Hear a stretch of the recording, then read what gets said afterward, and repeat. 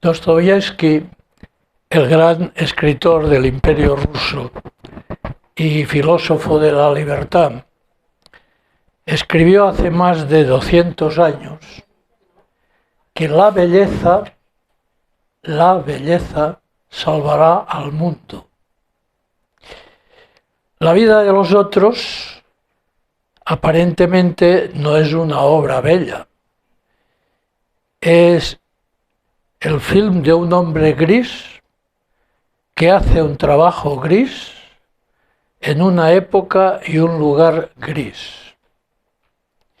Sin embargo, el joven guionista y al mismo tiempo novel director, esta es su primera película, con tantos premios, que la película esa ganó muchos premios en Alemania, los mayores de Europa, también en España, también un Oscar, en fin, muchos premios. Con un guionista que es clave por el tema, y siendo él mismo el guionista se hizo director por primera vez y también le dieron premios. Y este guionista, que es Florian Henkel von Donnersmarck, nos explica cómo fue gestada la historia, que se basa en hechos reales. Dice él: había una imagen que no se me iba de la cabeza desde que se me ocurrió en 1997 el plano medio de un hombre con auriculares sentado en una habitación sombría, oyendo, aunque él no querría, una música de una belleza exquisita.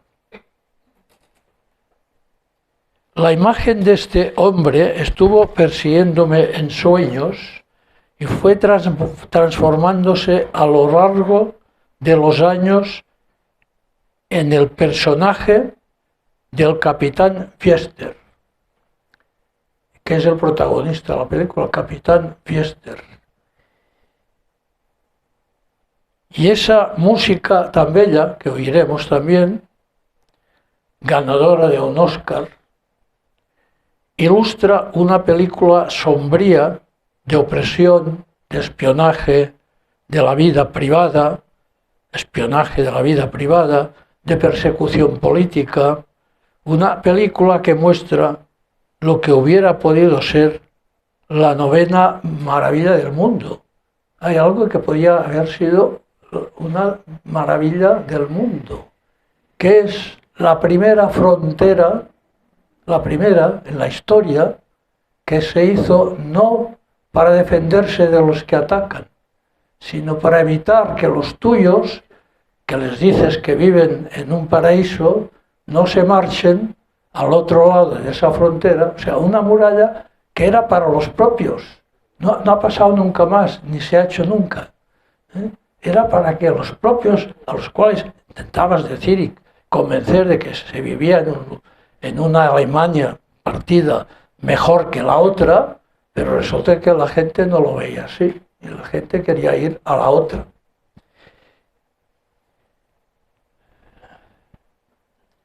Bien, esto era otra utopía marxista, ¿no? Y esa música que acompaña muchas escenas del film y que ganó uno de los Óscares se titula Sonata para un hombre bueno. Sonata para un hombre bueno. Hasta ahora lo que os voy contando no tiene mucho que ver, es cosa política, opresión, espionaje de la gente para ver si son disidentes o no, tal. Y en cambio la música que acompaña se llama así, Sonata para un hombre bueno.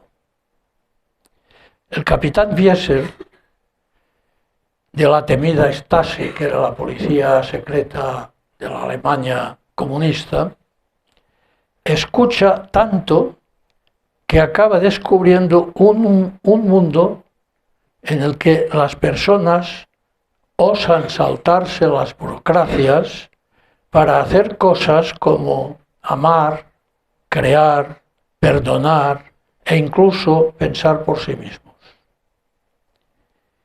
Y empieza a vivir su vida a través de aquellos que está espiando,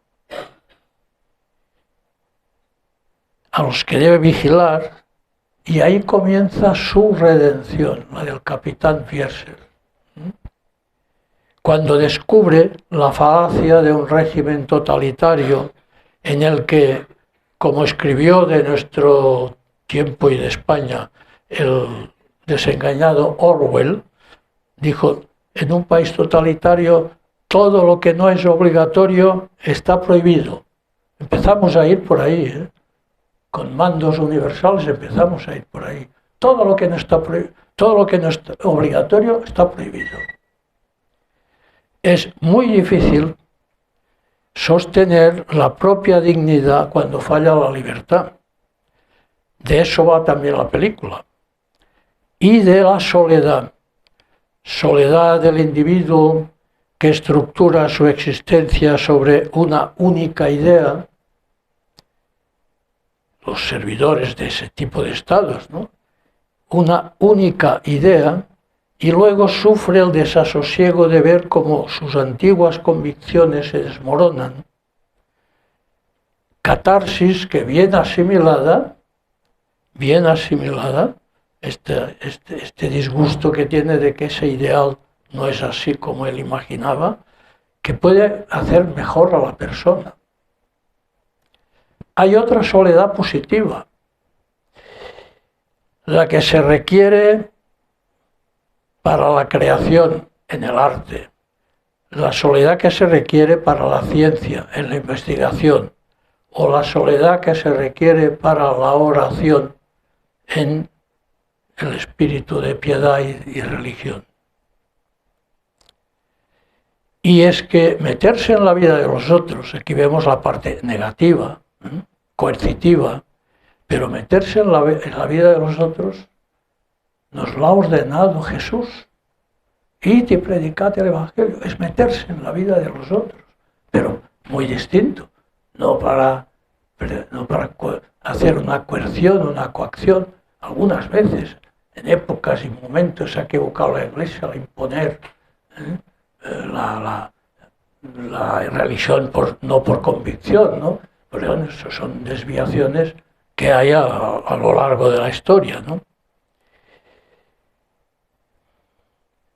El capitán Fierser, al observar minuciosamente las vidas de aquellos a quienes debe espiar, se ve obligado a confrontar sus propias creencias y a redefinir su humanidad. Poco a poco, la belleza y la verdad que descubre en su vigilancia lo transforman, haciéndole cuestionar el régimen al que sirve, que antes no dudaba nada de él. Y es una historia que nos habla no solo de la vigilancia y la opresión, sino también del poder transformador del ejemplo, porque lo que él recibe es ejemplo. Hay gente que espía, que hace cosas que a lo mejor a él le sorprenden porque no van con la idea que tiene del régimen, pero la impresionan favorablemente, ve cosas buenas. Y cree entonces en la capacidad de redención humana, incluso en los lugares más oscuros. La película nos deja con una reflexión sobre la importancia de la libertad, la dignidad y la capacidad innata del ser humano para encontrar la luz en medio de la oscuridad. Toda persona humana es redimible. Nosotros, en la historia de nuestra Iglesia, tenemos, voy a decir, dos casos.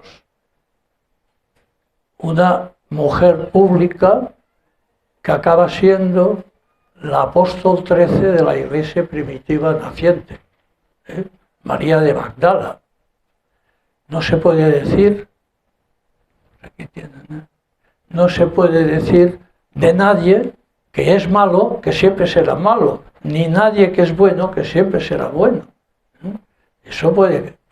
Y nosotros tenemos otro ejemplo en Pablo de Tarso, que era un hombre, un fariseo convencido y que creía servir a Dios persiguiendo a cristianos, llevándoles presos ante los sacerdotes, y acabó siendo el apóstol de las gentes y el que más apostolado hizo. La belleza salvará al mundo, decía Dostoyevsky. Y hay un texto en una obra de teatro que podéis comprar el libreto, está en las librerías. Es una obra de teatro que se titula Bar-Yoná, el hijo del trueno. Es una obra de teatro sobre un tema bíblico. Bar-Yoná, el hijo del trueno. Y os voy a leer dos cortos fragmentos de esta obra, que es bellísimo el texto, y nos habla de una joven de 17 o 18 años, israelita, que se llama Miriam, que un ser celestial se le apareció y le anunció que sería madre de Dios. Se lo anunció, y entonces en la obra sale un personaje que explica un poco cómo ha ido esto de esta joven, y dice así: durante 9 meses lo ha llevado en su seno, y ella le dará el pecho y su leche se convertirá en la sangre de Dios. De vez en cuando la tentación es tan fuerte que se olvida de que Él es Dios. Le estrecha entre sus brazos y le dice: mi pequeño. Pero en otros momentos se queda sin habla y piensa: Dios está aquí. La mira y piensa: este Dios es mi niño. Esta carne divina es mi carne. Está hecha de mí. Tiene mis ojos y la forma de su boca es la de mía. Se parece a mí. Es Dios y se parece a mí. Y ninguna mujer jamás ha disfrutado así de su Dios para ella sola. Un Dios muy pequeñito, al que se puede estrechar entre los brazos y cubrir de besos. Un Dios calentito, que sonríe y que respira. Un Dios al que se puede tocar y que vive. Bellísimo. No lo ha escrito ningún santo, ningún cristiano, nadie. Lo ha escrito Jean-Paul Sartre, que era filósofo francés, marxista y existencialista. Se le considera el padre del existencialismo. Además era escritor, novelista, dramaturgo, activista político, y en el momento que escribió eso, ¿por qué lo escribió eso? Que es una obra de teatro sobre ese hecho. Una virgen de Nazaret, y es la historia de la encarnación, pero en forma de teatro, ¿no? Porque ¿cuándo lo escribió? Que explica un poco, ¿no? Lo escribió en 1940, en plena guerra europea.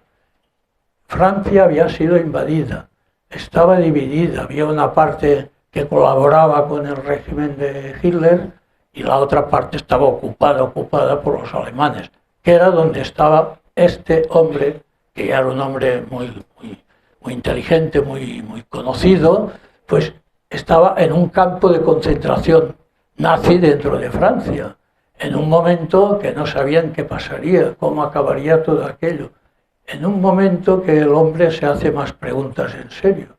Y en ese momento se le ocurre, porque le dicen que puede montar obras de teatro con los prisioneros. Y entonces escribe esa obra de teatro para representarla en el campo nazi, y que es la historia de la joven María, con esos textos tan preciosos. No se puede decir de nadie que ya está condenado, que no tal, que no puede rehabilitarse nunca, no se puede decir. Este hombre, por ejemplo, yo le he encontrado más frases, que lo de existencialista era porque decía: la existencia precede a la esencia cristiano, claro, la existencia, el cuerpo, el hombre, precede a la existencia, que es el alma, el espíritu. Eso no es nada que nos tenga que escandalizar. También decía, felicidad no es hacer lo que uno quiere, felicidad es querer lo que uno hace. Eso es espíritu del Opus Dei clarísimo en nuestro tiempo. Entonces, quiere decir que él ya tenía condiciones, pero la vida le había condicionado de otra manera. Y ya con eso termino, solo que prestéis atención a la última escena, y además breve, de la película. Es algo extraordinario. No se puede decir más que lo que dicen dos personas allí en una librería.